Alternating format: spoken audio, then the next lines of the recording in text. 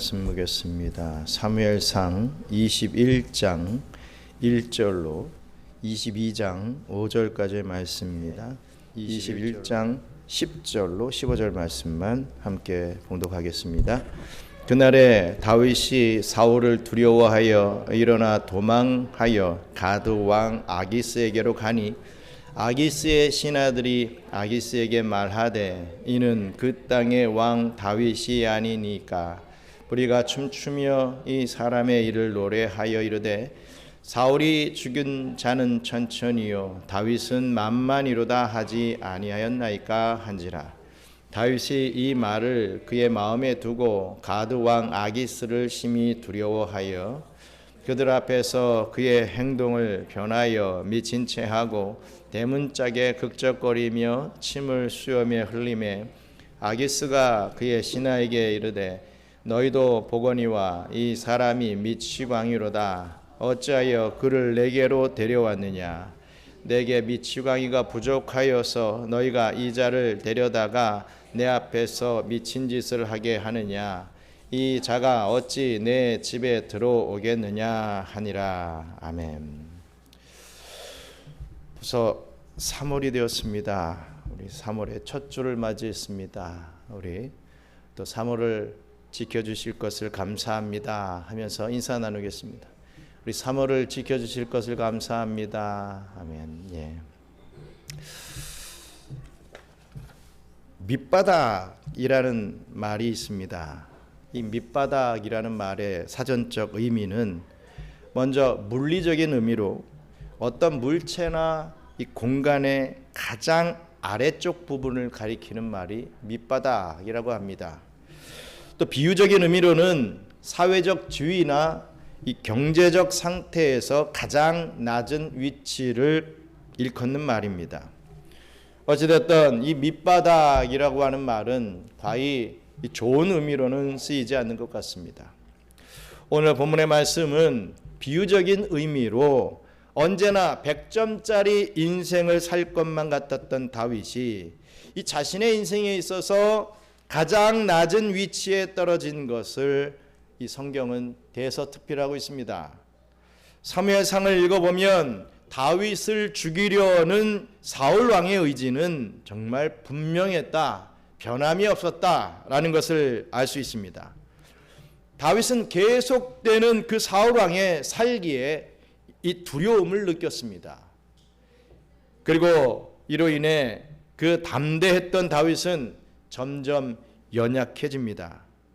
다윗은 이스라엘의 왕으로서 그리고 하나님이 기뻐하시는 왕으로서 그리스도를 예표하는 정말 위대한 역할을 하지만 이 다윗은 결코 그리스도가 아니었다라는 것을 알려주죠. 그는 메시아가 아니었습니다. 그는 한낱 연약한 인간에 불과했던 것입니다. 다윗은 한편으로는 위대한 왕의 모습, 믿음의 왕의 모습을 잘 보여주었지만 또 한편으로는 인간적인 추함을 드러내고 이 파렴치한 실수까지도 저지르게 됩니다. 성경의 의도는 그의 예표적인 삶을 통해서 그리스도를 바라보라고 하는 것이지 절대로 인간 다윗 자체를 바라보라고 하지 않습니다. 우리는 다윗은 그리스도를 발견하는 통로이지 이 다윗을 믿고 따라야 할 대상으로 여기면 안 된다는 것이죠. 따라서 오늘 우리가 살펴보는 본문에서 우리는 이 다윗의 밑바닥 인생, 이 다윗의 밑바닥 시기를 보게 됩니다. 다윗은 이스라엘 왕의 정체성을 잃어버리고 그리스도의 예표성을 상실합니다. 그러나 이 연약함도 긍휼함이 풍성하신 우리 하나님은 이 다윗을 그 연약함에도 포기하지 아니하시고 더욱 성숙되게 하는 과정으로 그 밑바닥까지도 사용하시는 것을 봅니다. 여러분, 우리도 그러하죠. 우리는 그 누구도 원치 않지만 때로는 밑바닥 인생을 경험하게 됩니다. 따라서 오늘 본문을 통해서 우리 하나님께서는 어떻게 인생의 밑바닥을 선하게 사용하시는지 우리 한번 살펴보면서 함께 은혜를 나누시기를 주님의 이름으로 축원합니다.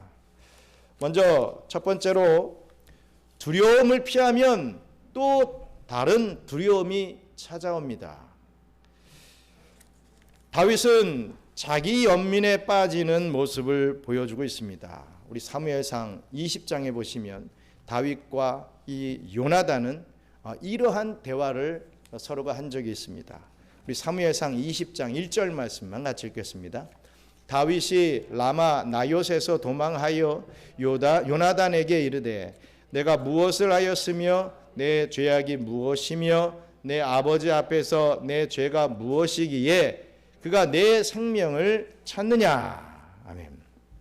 여러분, 이 말 속에서 무엇을 느끼십니까? 이 짧은 대화 속에서 무엇을 느끼십니까? 보시면 나, 즉 내가라고 하는 표현이 계속되고 있는 것을 봅니다. 내가 무엇을 하였으며 내 죄악이 무엇이며 네 아버지께서 내 죄가 무엇이기에 그가 내 생명을 찾느냐. 무려 내라고 하는, 내가라고 하는 게 4번이나 표현되고 있습니다. 다윗은 점점 자기 자신에게 그리고 자신의 형편에 함몰되고 있는 것을 봅니다. 다윗의 말 속에는 억울함과 분노까지 느낄 수 있습니다. 내가 뭘 그렇게 잘못했다고 왜 나를 이렇게 죽이려 하느냐. 억울함과 분노를 지금 표출하고 있는 것입니다. 물론 이해는 충분히 됩니다.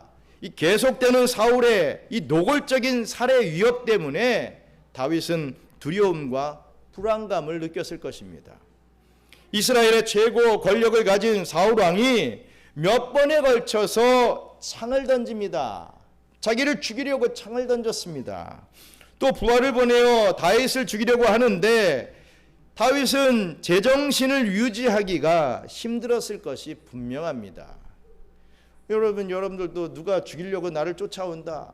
요즘 그런 사건 사고들 많잖아요.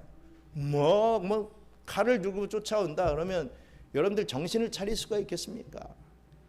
다윗도 제정신이 아니었을 것입니다. 그래서 20장 3절 말씀을 보면요, 같이 한번 읽겠습니다. 나와 죽음의 사이는 한 걸음뿐이니라. 이 표현에서 다윗이 얼마나 두려워하고 있는지를 우리는 발견할 수 있습니다. 이제 죽음이 가까워왔구나. 이제 난 죽었구나. 이런 표현입니다. 하지만 하나님은 계속해서 다윗에게 확신을 주십니다. 라마 나요스에서 이 사무엘과 함께하며 은신하고 있을 때 이 사울의 부하와 사울이 이 다윗을 찾아왔지만, 이 다윗을 죽이려고 찾아왔지만 하나님은 그들을 비웃으시고 그들을 예언하게 만들어 버리셨습니다.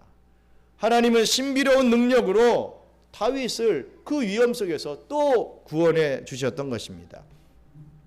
그렇다면 다윗이 이런 하나님의 역사를 보았다면 다윗은 더욱 확신을 가졌어야 합니다. 하나님이 나를 반드시 지키시리라 라고 하는 확신을 더욱더 가졌어야 한다는 말이죠. 그러나 다윗은 하나님을 바라보지 못했습니다. 여전히 자신의 형편에만 집중했습니다. 이런 다윗의 감정과 상황을 우리는 자기 연민이다 이렇게 말할 수 있습니다. 여러분, 그렇습니다. 사람은요, 이렇게 자기 연민에 빠지면 모든 것이 억울합니다. 현실에 비관적이 됩니다. 아무도 자기 마음을 몰라주니 괴로워집니다. 외롭습니다. 또 미래에 대해서 두려워집니다. 이래가지고 내가 어떻게 될 것인가 두렵죠. 이 자기 연민이 또 무서운 것은요, 여기에 빠지면 어떤 사람의 조언도 그 어떤 하나님의 음성도 들리지 않는다는 데 있습니다. 무슨 말을 해도 들으려 하지 않습니다. 자기가 제일 힘들고 자기가 제일 불쌍하기 때문에 사람들도 뭐 교우들도, 뭐 목사도, 하나님도 다 귀찮게 되는 것입니다. 자기 마음을 몰라주니까 그저 서운한 감정만 점점 커지게 되는 것이죠. 기억하시기 바랍니다. 이 자기 연민은 그저 뭐 우울한 감정, 그냥 뭐 스쳐가는 슬픔 정도의 것이 아니라는 것을 말입니다. 분명히 말합니다. 이 자기 연민은 결국은 불신앙으로 이어지게 되어 있다라는 사실입니다. 존 파이퍼 목사님은 이렇게 말씀을 하십니다. 자기 연민은 우리로 하나님을 제한하게 하고 믿음을 축소시키며 영혼을 가장 의기소침하게 만드는 우리의 주적이다. 이렇게 표현하더라고요. 여러분, 다윗은 결국 어떻게 됩니까? 다윗은 자기 위치가 사울에게 발각이 되자 결국 있던 라마 나옳을 떠나가게 됩니다.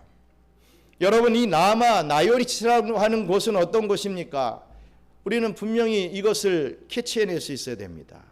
이 라마 나옳은 사무엘이 있고 선지자들이 있는 곳입니다. 즉 다윗은 말씀이 있는 곳을 떠나가 버린 것입니다. 다윗은 하나님의 인도하심이 아닌 자기 생각과 자기 판단으로 새로운 피난처를 찾아가게 됩니다. 그렇다면 다윗이 찾은 새로운 피난처, 그것은 어디였습니까? 우리 사무엘상 21장 10절 말씀 같이 읽겠습니다. 그날에 다윗이 사울을 두려워하여 일어나 도망하여 가드 왕 아기스에게로 가니. 아멘. 다윗은 사울이 쫓아올 수 없는 새로운 곳이 필요했습니다. 그래서 다윗이 피하여 찾아간 곳이라고 하는 것이 바로 가드 왕 아기스의 왕궁이었습니다. 눈을 크게 뜨고 보시기 바랍니다. 가드입니다. 가드가 어디입니까? 이 가드는 얼마 전까지 다윗과 싸웠던 이방 블레셋의 성읍이 가드입니다. 게다가 하나님과 그의 군대를 모독했던 골리앗의 도시입니다. 다윗은 사울이 쫓아올 수 없는 이곳으로 결국에는 정치적 망명을 선택했던 것이죠. 많은 신학자들은요, 또 설교자들은요, 다윗이 왜 블레셋으로 도망했는지 이 부분에 대해서는 별로 크게 언급하지는 않습니다. 아니, 그 의로운 다윗이 그렇게 했다라고 한다면 그럴 만한 이유가 있을 것이라 라고 그냥 넘어가 버리는 경우가 허다하죠. 하지만 아닙니다. 이것은 배교한 것이라고까지는 할 것은 아니겠지만 다윗으로서는 있을 수 없는 일이었던 것입니다. 이 할례 없는 자들을 물리쳐야 할 이스라엘 왕이 이 할례 없는 자의 보호를 받기 위해서 이 블레셋 땅으로 들어오다니요. 이것은 정말 말도 안 되는 사건이었습니다. 하나님에 대한 배신인 것이죠. 우리는 이렇게 생각할 수 있습니다. 아니, 어찌 다윗이 그 하나님의 은혜를 노래하던 그 다윗이 어찌 이런 선택을 할 수 있는가? 흥분할 수 있습니다. 그러나 여러분, 흥분하지 마시기 바랍니다. 정신줄을 놓으면, 즉 우리의 어려운 상황과 어떤 처지로 인하여 저와 여러분들도 얼마든지 이런 선택을 할 수 있다라고 하는 사실입니다. 지금 다윗은요, 제정신이라 할 수 없습니다. 그 믿음 좋던 다윗도 때로는 이렇게 믿음이 밑바닥을 치는 것 같은 이런 모습을 보이기도 하였다라는 말씀입니다. 한편으로는 이런 말씀이 우리에게는 참 위로가 되기도 합니다. 그 기라성 같았던 다윗도 늘 100점을 맞지 않았다는 거죠. 100점짜리 인생이란 없구나 라는 것에 우리가 위로를 받습니다. 다윗도 이런 낙제를 하기도 했다라는 것입니다. 그 위대한 다윗도 이런 신앙적인 밑바닥을 보이는구나 라고 생각하면 때로는 우리의 연약함에, 때로는 우리의 믿음 없음에, 때로는 우리의 낙제에 지나치게 낙심하지 않을 수 있는 것입니다. 다윗도 이렇게 연약했던 적이 있지 않습니까? 그러므로 지금 좀 넘어졌다고 해서, 지금 하나님 앞에 좀 연약함을 보였다라고 해서 나는 신앙생활 할 자격이 없어, 혹은 나는 구원받을 자격이 없어, 이렇게 생각하지 마시기 바랍니다. 우리에게 소망이 있는 것은 우리는 신실하지 못하지만 하나님은 신실하신 하나님이시기 때문입니다. 잘하든 못하든 그 모든 과정을 통해서 하나님은 우리를 하나님의 백성으로 만들어 가십니다. 또 보겠습니다. 위기를 피해간 다윗에게 또 다른 위기가 찾아오는 것을 봅니다. 블레셋의 가드로 피신하긴 했습니다. 하지만 아기스 왕의 신하들은 이 적군의 장수였던 다윗을 달가워하지 않습니다. 아니 어디서 이 굴러먹던 것이 와가지고 우리의 어떤 이권을 또 우리에게 이런 위협적인 그런 위협을 가하느냐, 뭐 그렇지 않습니까? 적군의 장수가 갑자기 우리에게 들어온다, 항복하고 들어온다, 전혀 달가워하지 않았습니다. 다윗이 망명을 하는 듯 보이지만 그 속에 무슨 꿍꿍이가 있는지 그들 편에서는 의심스러울 수밖에 없지 않겠습니까? 그래서 신하들이 아기스 왕에게 계속 문제를 제기합니다. 그것을 보고 다윗이 또 두려움을 느끼죠. 야, 이 피해 왔는데, 이 아기스 왕, 이 신하들에게 내가 죽임을 당하는 건 아닌가? 살려고 왔는데, 또 죽겠구나. 또 두려움을 느낍니다. 대적을 피해서 도망갔는데 또 대적을 만났던 것입니다. 우리는 이 성경의 교훈을 기억해야 합니다. 문제에서 도망치면 그 문제는 또 발생한다라는 사실을 말입니다. 그 문제가 또 나의 발목을 잡는다라는 것을 말입니다. 여러분, 보통 교회를 떠나가는 사람들은 어떤 문제가 생겨서 떠나가게 되죠. 그런 분들께 꼭 저는 이렇게 권면을 합니다. 그 문제에 앞서서 그 문제를 맞서서 해결하지 못하고 그걸 그냥 회피하고 도망을 치면 또다시 그 문제, 아니 더 큰 문제를 만나게 되니 사람 보지 마시고 하나님만 바라보면서 어쨌든지 이겨내십시오 라고 권면을 합니다. 하지만 안타깝게도 참으로 많은 분들이 자기 합리화를 하며 교회를 떠나가는 것을 봅니다. 그런데 오늘 본문의 말씀과도 같이 이 대부분의 성도들이 또다시 그 문제로 시험을 받고 이제 결국 하나님과 거리가 멀어지는 경우를 보게 됩니다. 정말 안타까운 마음이 제 마음 깊은 곳에 남아 있습니다.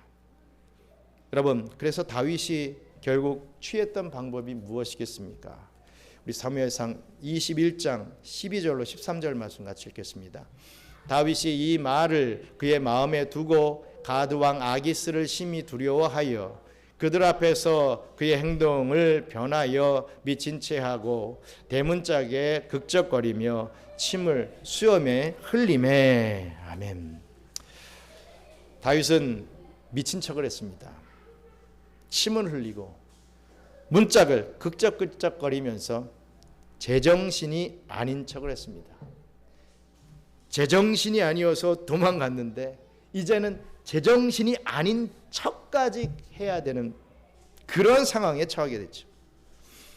어떤 분들은 이 말씀을 보면서 와, 역시 다윗이다. 다윗의 처세술 역시 탁월하다. 와, 즉흥적인 지혜가 정말 뛰어나다 라고 다윗을 추켜 세울 수도 있습니다. 이렇게 다윗을 영웅으로 만들려고 하는 것은 이것은 성경을 완전히 거꾸로 보는 것이죠. 사실 이 상황은 다윗에게 있어서 정말 비참한 상황인 것입니다. 기름 부음 받은 이스라엘 왕이 이 할례 없는 블레셋의 왕, 이방의 왕, 그 또 신하들 앞에서 어떻게든 한번 살아보겠다고 미친 척을 하다니 이게 정말 말이나 되는 행동이겠습니까? 얼마나 자존심 상하고 얼마나 민망한 상황입니까? 분명 이 모습은 다윗의 밑바닥을 치는 그러한 모습입니다. 그런데 다윗이 이렇게 밑바닥을 치자 그 자리가 기적의 자리, 은혜의 자리로 변화되는 것을 봅니다. 끝인 줄 알았는데 기적이 일어나더라고요. 기억하십시오. 성도에게 있어서 이 밑바닥은요, 하나님이 역사하시는 때가 된다는 사실을 말입니다. 아기스 왕은 블레셋에 미친 자가 없어서 이 이스라엘의 미친 자까지 데려왔느냐? 그러면서 다윗을 쫓아내버렸습니다. 이것 보십시오. 기적이요, 은혜입니다. 생각을 잘 해보십시오. 적군의 장수가 아무리 미쳤다고 해서 이 장수를 그냥 돌려보내다니요, 이 말이나 됩니까? 아무리 미쳤어도 적군의 장수이기 때문에 죽여야 되는 것입니다. 화근을 남기면 안 되는 것이 정상 아니겠습니까? 그런데 그냥 이렇게 돌려보내다니요, 이게 어쩌다 보니 그렇게 된 것처럼 우연같이 보입니까? 아닙니다. 모든 것을 주장하시고 사람의 마음까지 주장하시는 하나님의 은혜가 있었기 때문에 가능했던 일입니다. 다윗은 이런 일을 겪으면서 비로소 깨닫게 됩니다. 그렇게 믿음을 팔아먹은 다윗은 밑바닥을 치고서야 비로소 깨닫게 된 것이죠. 그리고 시를 지었습니다. 그것이 바로 시편 34편의 말씀입니다. 이 시편 34편은 표제가 다윗이 아비멜렉 앞에서 미친 채 하다가 쫓겨나서 지은 시, 이렇게 여러분들 성경에 나와 있을 것입니다. 여기서 아기스 왕을 아비멜렉이라고 표기를 합니다. 이것은 뭐 표기 오류나 다른 사람을 얘기하는 것이 아니고 블레셋의 왕의 호칭이 아비멜렉입니다. 아기스 아비멜렉, 이렇게 얘기할 수 있는 것이죠. 마치 바로 왕, 다 외국의 왕은 바로 왕이라고 하잖아요. 이 왕의 호칭이 바로 바로였던 것입니다. 다윗은 피난처가 사람이 아니라는 것, 피난처가 뭐 어느 보이는 땅이 아니라는 것, 피난처는 오직 하나님이심을 비로소 깨닫게 되었던 것입니다. 시편 34편 4절 말씀만 같이 읽겠습니다. 내가 여호와께 간구하매 내게 응답하시고 내 모든 두려움에서 나를 건지셨도다. 내가 여호와께 간구했다, 이렇게 고백을 합니다. 미친 척한 그 순간 그 밑바닥의 자리에서 다윗은 여호와께 간구했던 것입니다. 미리 좀 기도 좀 하지, 미친 척하면서 하나님 앞에 이렇게 기도했던 것입니다. 다윗은 눈물을 머금고 그 민망한 상황 속에서 하나님의 도우심을 그 어느 때보다 간절히 구했습니다. 그런데 바로 그때 하나님이 역사하신 것이죠. 시편 34편 우리 8절로 10절 말씀 읽겠습니다.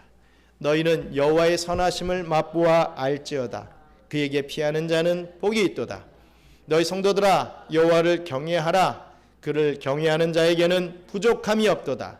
젊은 사자는 궁핍하여 주릴지라도 여호와를 찾는 자는 모든 좋은 것에 부족함이 없으리로다. 아멘. 다윗은 맛보았습니다. 하나님의 선하심을 맛보았습니다.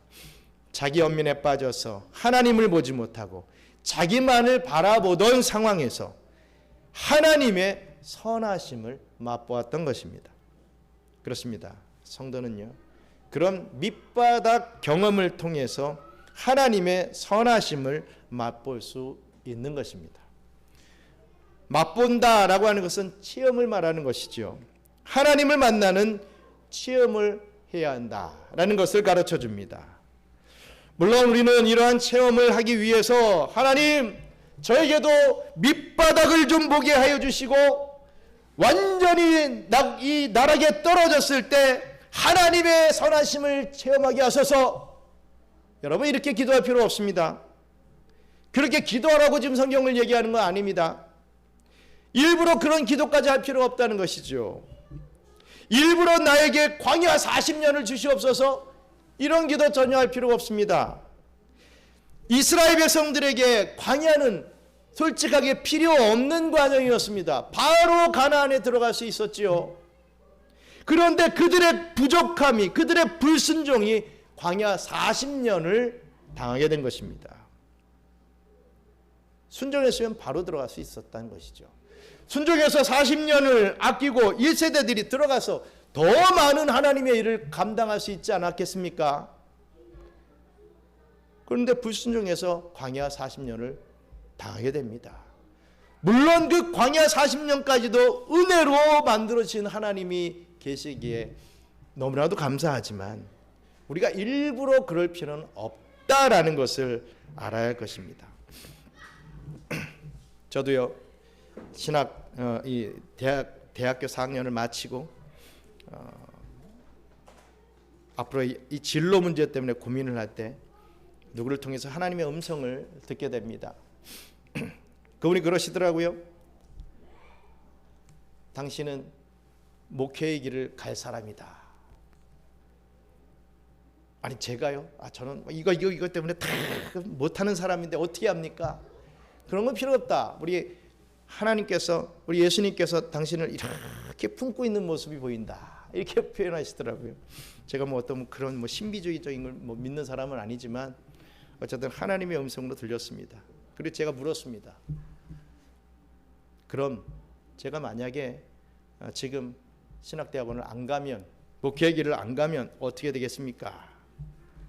그러시더라고요. 그럼 광야 40년을 돈 다음에 이 길로 올 것이네, 이런 얘기를 하는 거예요. 제가 뭐라고 했겠습니까? 그럼 가겠습니다. 광야 40년을 돌고 갈 바에는, 어차피 갈 바에는 바로 가겠습니다 하고 그 다음날 신학대학원 원서 썼습니다. 제 생각에는 지금 다니던 경양교회에서도 나와서 우유 배달도 하고 타교회 가서 이 교단교회 가서 지휘도 좀 하고 돈을 좀 모아서 그 돈을 가지고 비행기표를 사서 나는 외국에 가서 유학할 것이다, 이게 저의 플랜이었습니다. 하나님은 이 말씀을 통해서 순종을 요구하셨죠. 모르겠습니다. 제가 만약에 진짜로 우유 배달해서 돈 모아가지고 유학 가가지고 얼마나 더 나은 생활을 했을지는 모르겠지만 아닐 것 같아요. 지금 와서 저를 돌아보면 하나님께서 광야 40년을 돌지 않게 만들어주셔서 너무 감사합니다. 이곳에서 여러분들과 함께 이렇게 신앙의 삶을 살게 하시는 것, 또 말씀을 증거케 하시는 것 너무나도 감사하다 이거죠. 여러분, 일부러 광야 40년을 달라고 기도하지 마십시오.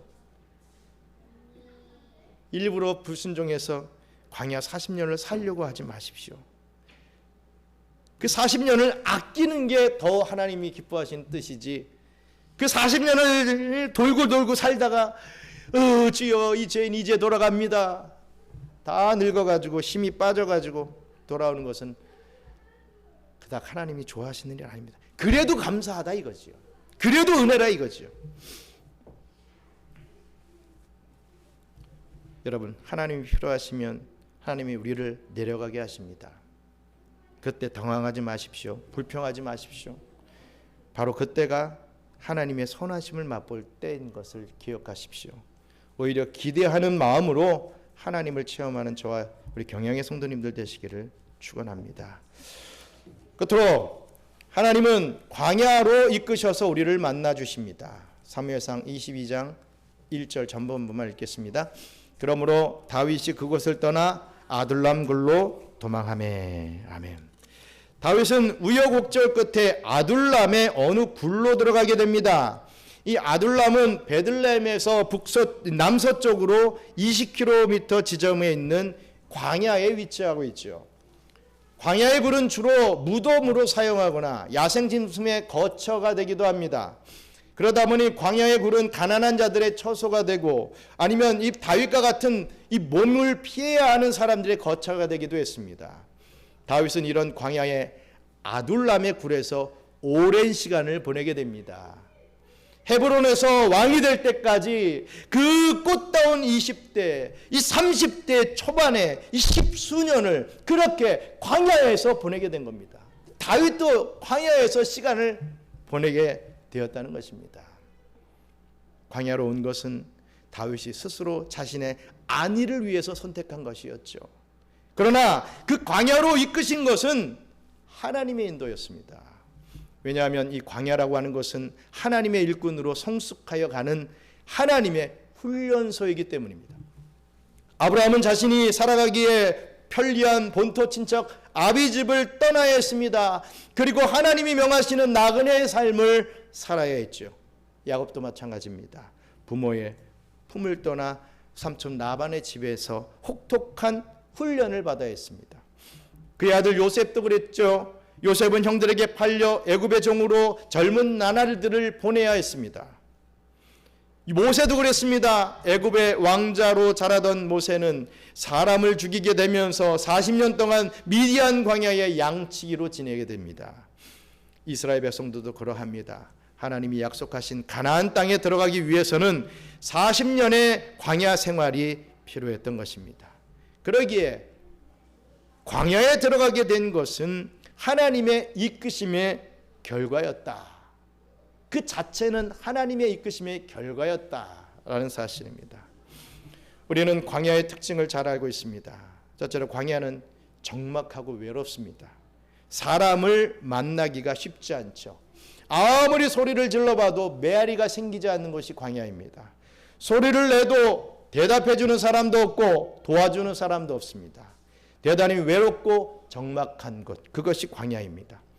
둘째로 광야는 수동적이 됩니다. 할 수 있는 게 없기 때문이죠. 하루의 프렌드를 가지고 계획성 있게 살던 사람들도 이 광야에 들어오면 뭐 할 수 있는 게 없어집니다. 보이는 것은 하늘과 땅뿐입니다. 뭘 한다고 해서 되는 것도 아니며 뭘 할 수 있는 것 자체가 없는 것, 그게 광야입니다. 광야는 기다려야 하고 가만히 있어야 하며 움직이기보다는 생각해야 하는 것이 바로 광야입니다. 그래서 수동적으로 변합니다. 셋째, 광야는 생존에 대한 두려움을 느끼는 것이죠. 먹을 것도 마실 것도 없는 것, 그게 광야입니다. 낮엔 너무 덥고 밤에는 너무 춥습니다. 그래서 한기를 느끼는 곳이 바로 광야입니다. 하루하루 기적이 아니면 살아갈 수 없는 것. 그래서 이 광야는 장소적으로 또 상황적으로 다윗이 경험하는 이 밑바닥이 된 것입니다. 그런데 이런 특징들을 가지고 있기에 광야는 하나님을 만나는 곳이 되죠. 참 힘든 것이지만 하나님을 만날 수 있는 아주 최고의 기회가 된다는 것입니다. 광야는 사람이 없어 적막하고 외로움을 느끼기에 비로소 하나님을 느끼고 하나님을 만날 수 있게 되는 것입니다. 여러분 주변에 만날 사람이 너무 많고 내가 챙겨야 할 사람이 너무 지나치게 많다면 여러분들은 하나님을 만나는 것이 쉽지 않습니다. 맨날 그 사람들 뒤치다거리 하다가 하나님을 만날 시간이 없죠. 그래서 하나님은 언약 백성들을 외로운 광야로 몰아가십니다. 그래서 사람에게 배신을 당하게 하고 또 상처도 받게 하시죠. 사람이 아닌 하나님만 바라보라고 그러한 과정들까지도 허락하십니다. 또 광야는 사람을 수동적으로 만들기에 하나님이 적극적으로 일하시는 것입니다. 사람은 잠잠히 하나님이 하시는 일을 바라볼 수 있게 되는 것이지요. 내가 나만 하는 것 같고 내가 이걸 해야만 되는데 그랬던 생각이 지금까지 다 하나님이 하셨구나 라는 생각으로 바뀌게 됩니다. 그래서 하나님이 때때로 우리를 광야로 밀어넣으시고 우리를 아무것도 못하게 만들어 버리십니다. 때로는 실업을 겪게 하십니다. 때로는 취업이 안 되게 하시죠. 때로는 병을 주셔서 일 자체를 못하게 하실 때도 있습니다. 그래서 우리를 수동적으로 이렇게 만들어 가시는 것입니다. 그러나 바로 그때 우리 하나님은 일하십니다. 하나님이 적극적으로 역사하십니다. 그리고 광야에서 생존의 두려움을 느낄 때 우리는 비로소 하나님을 의지하게 됩니다. 하나님께 살려달라고, 은혜를 베풀어 달라고 부르짖게 되는 것이죠. 여러분, 왜 우리의 신앙에 간절함이 없습니까? 그것은 바로 여러분들이 광야에 있지 않기 때문입니다. 여러분, 간절함이 없습니까? 너무 걱정하지 마십시오. 하나님께서 여러분들을 하나님의 백성으로 만들어 가시기 위해서 언젠가는 여러분들을 광야로 밀어넣으십니다. 광야라고 하는 것은 이런 것이기에 유진 피터슨 목사님 이런 말을 했습니다. 광야는 다윗이 피난처라는 단어의 의미를 발견한 사전이었다라고 말입니다. 진정한 피난처는 사울로부터 피해 도망한 광야가 아닌 하나님이 진정한 피난처라고 하는 것을 이 다윗은 이 광야를 통해서 알게 된 것입니다. 다윗은 이 광야에서 축복을 받습니다. 우리 하나님은 이 아둘람 굴에 홀로 피신해 있던 다윗에게 동력자를 붙여주십니다. 우리 사무엘상 22장 1절 후반부로 2절까지 같이 읽겠습니다. 그의 형제와 아버지의 온 집이 듣고 그리로 내려가서 그에게 이르렀고 환난당한 모든 자와 빚진 모든 자와 마음이 원탕한 자가 다 그에게로 모였고 그는 그들의 우두머리가 되었는데 그와 함께한 자가 400명가량이었더라. 아멘. 아마도 이렇게 400명가량이나 모이게 되기까지 성경은 짧게 설명하고 있지만 꽤나 긴 시간이 걸렸을 것입니다. 그러나 놀라운 것은 아무도 찾지 않는 이 광야의 굴에 다윗을 찾아서 환난당한 자, 빚진 자, 원통한 자 등 이렇게 도움이 필요한 자들이 모이게 되었다라고 하는 이 사실입니다. 그리고 다윗은 이들의 우두머리, 즉 왕이 됐습니다. 다윗은 가난한 자들의 왕이 되었던 것입니다. 다윗은 하나님의 선하심을 맛보아 자신의 삶을 하나님께로 돌이켰을 때 그의 왕됨이 다시 드러났습니다. 제가 오늘 설교문에 별표하고 키 이렇게 해서 제일 중요하다 이렇게 표시를 해놨습니다. 하나님의 선하심을 맛보아 자신의 삶을 하나님께로 돌이키게 되었을 때 다윗이 왕의 모습을 다시 갖추게 되었다 이겁니다. 그게 키입니다. 그게 해결입니다. 다른 게 아닙니다. 우리는 이렇게 밑바닥을 경험하고 광야에서 회복이 된 다윗의 모습을 보면서 우리 예수님을 떠올릴 수 있습니다. 예수님도 광야에 머무르셨죠. 40일간 광야에서 줄이셨고 고통당하셨습니다. 그리고 예수님은 가장 비참한 수치를 당하셨는데 그것은 마귀에게 시험을 당하신 그 자체였습니다. 아니 우주의 왕이신 예수님께서 이 마귀에게 시험을 당한다? 솔직히 있을 수 없는 일입니다. 마치 서울대를 졸업하고 하버드에서 박사학위를 딴 수재에게 너의 실력을 알아볼 테니 대학 입시 수능 시험을 한번 쳐봐라 라고 한다면 그 얼마나 자존심 상하는 일이 되겠습니까? 그러나 예수님께서는 기꺼이 낮아지셔서 마귀에게 3가지 시험을 받으셨습니다. 첫사람 아담이 실패한 시험을 두 번째 아담 인류의 두 번째 대표이신 그리스도께서 대신 치르심으로 당신의 무죄하심을 증명하셔야 했기 때문입니다. 그리고 우리 주님께서는 말씀으로 그 시험을 이겨내셨습니다. 말씀으로 이겨내셨습니다. 그 시험이 끝나고 예수님에게는 많은 사람이 모이게 되지요. 가난하고 헐벗은 자들, 세리와 같은 죄인들, 무식한 어부들, 사실상 사회의 밑바닥에 있는 자들과 예수님은 함께하게 되십니다. 왜냐하면 우리 주님은 가장 낮은 곳까지 내려가 보셨기 때문에 그 낮은 자들과 함께할 수 있었던 것입니다. 예수님은 이들의 마음을 누구보다도 잘 아시며 공감하시며 진심으로 동정하셨습니다. 우리 히브리서 4장 15절도 읽겠습니다. 우리에게 있는 대제사장은 우리의 연약함을 동정하지 못하실 리가 아니요 모든 일에 우리와 똑같이 시험을 받으신 이로되 죄는 없으시니라. 아멘. 여러분, 지금 이 광야와 같은 상황 속에 계시는 분이 혹시 있습니까? 지금의 상황이 인생의 밑바닥이라고 여기는 그런 상황 속에 계신 분이 있으십니까? 그 밑바닥을 경험하신 우리 주님께 나오시기 바랍니다. 이사야서 55장 1절 같이 읽겠습니다. 오라 너희 모든 목마른 자들아 물로 나오라. 돈 없는 자도 오라. 너희는 와서 사 먹되 돈 없이 값 없이 와서 포도주와 젖을 사라. 여러분, 우리 예수님은 진심으로 우리를 동정하시고 우리에게 은혜로 채우시는 분이심을 믿으시기 바랍니다. 사랑하는 우리 경양선교교회 성도 여러분, 다윗은 사울 왕을 피해서 이 가드 왕 아기스를 자신의 피난처로 삼았습니다. 그러나 이것은 잘못된 선택이었습니다. 다윗은 또 다른 위기를 만났습니다.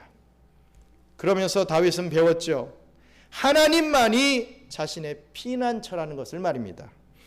다윗은 자신의 실패, 자신의 어리석은 판단의 과정을 통해서 결국 하나님의 선하심을 맛보게 됩니다. 여러분, 인생의 바닥을 칠 때 절대로 자기 연민에 빠지지 않도록 주의하시기 바랍니다. 두려운 대상으로부터 도망하려고도 하지 마십시오. 오히려 우리를 광야 속으로 인도하시는 그 하나님의 선하신 뜻이 무엇인지 발견해내시기 바랍니다. 그리고 그분의 선하심과 인자하심을 맛보아 알아가시기 바랍니다. 음미하시기 바랍니다. 여러분들의 삶이 반드시 회복될 것입니다. 여전히 광야의 삶이라 하더라도 그것이 천국으로 변할 것입니다. 이 은혜를 누리며 정말 승리의 삶을 살아갈 수 있는 저와 우리 경영의 성도님들 되시기를 주님의 이름으로 간절히 축원합니다. 기도하겠습니다. 우리의 삶이 롤러코스터 같습니다.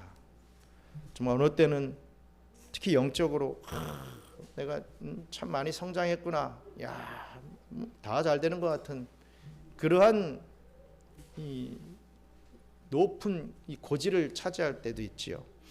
그러나 어느 순간 롤러코스터 위에서 그냥 쫙 떨어지는 것 같이, 그리고 막 도는 것 같이 그런 경험할 때가 있습니다. 그럴 때는 우리가 타봤잖아요. 롤러코스터 타봤잖아요. 정신이 없습니다. 오야 이거 뭐냐. 그럴 때 우리는 더욱더 정신을 차리고 주님을 바라봐야 됩니다.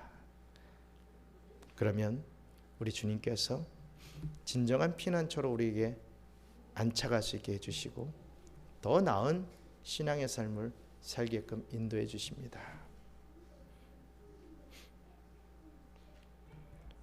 우리의 삶 속에서 주님을 더욱더 바라볼 수 있게 해달라고, 세상 또 다른 어떤 문제들, 또 무엇보다도 나 자신을 바라보고 끙끙끙끙 알아가는 삶이 아니라 하나님을 바라보며 승리하는 삶을 살아갈 수 있게 해달라고 우리 함께 짧게 기도하겠습니다. 감사합니다. 하나님, 오늘도 우리가 주님을 바라보며 나왔습니다.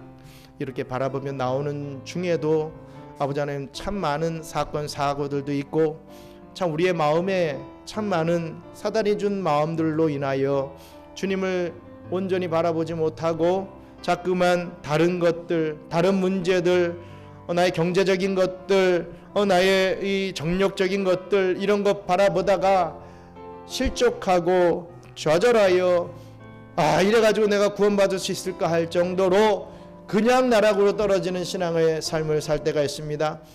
아버지 하나님, 그리한다 할지라도 더욱더 주님을 바라보며 주님께서 구원해 주실 것이라고 믿고 그것에서 빠져나올 수 있는 은혜를 베풀어 주시옵소서.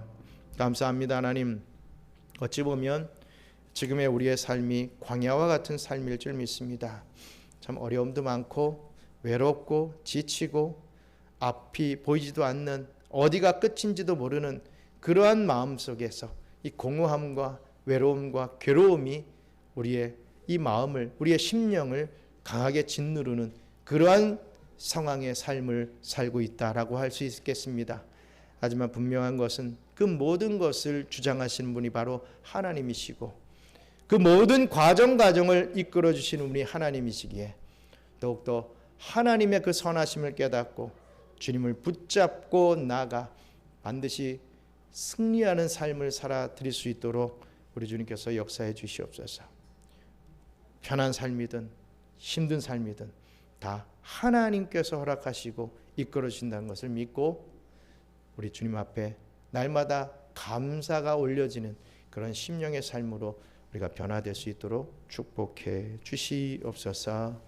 이제는 우리 구주 예수 그리스도의 은혜와 크고 놀라우신 창조주 하나님의 사랑과 보혜사 성령님의 교통감화 위로 충만하심이 사탄은 언제나 하나님께서 기름 부어 세우신 왕의 백성들을 잡으려 달려들지만 그 사탄의 머리를 부숴버리며 왕의 백성들을 끝까지 지켜주시는 우리 주님의 은혜에 날마다 감사하며 승리의 삶으로 나아가기를 소망하는 우리 사랑하는 경양선교계의 모든 성도들 머리 위에 이제로부터 영원토록 함께 있을지어다. 아멘.